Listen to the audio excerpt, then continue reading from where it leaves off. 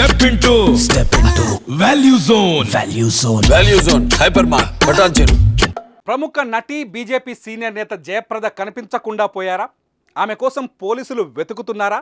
ఆమె చేసిన తప్పేంటి? ఇంతకీ ఇప్పుడు ఆమె ఎక్కడున్నారు? ఈ విషయాలు తెలియాలంటే ఈ వార్త చూడాల్సిందే.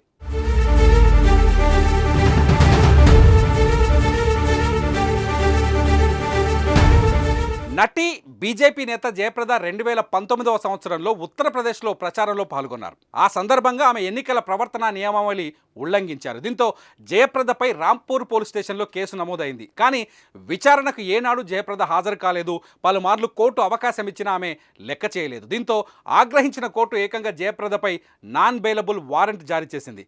జనవరి 10లోపు జయప్రదను ఖచ్చితంగా కోర్టులో హాజరుపరచాలని పోలీసులకు ఆదేశాలు అందాయి. ఇప్పుడు రాంపూర్ పోలీసులు జయప్రదను వెతికే పనిలో ఉన్నారు. చూద్దాం ఇప్పటికైనా జయప్రద కోర్టు ఆదేశాలని పాటిస్తారో లేదో, లేకపోతే తప్పించుకొని తిరుగుతారు. ఈ నేపథ్యంలోనే జయప్రద మిస్ అయ్యారంటూ, జయప్రద కనిపించట్లేదంటూ రాంపూర్ పోలీసులు మాట్లాడుతున్నారు. దీంతో జయప్రద మిస్సింగ్ అనే వార్త ఇప్పుడు దేశవ్యాప్తంగా సంచలనం సృష్టిస్తోంది.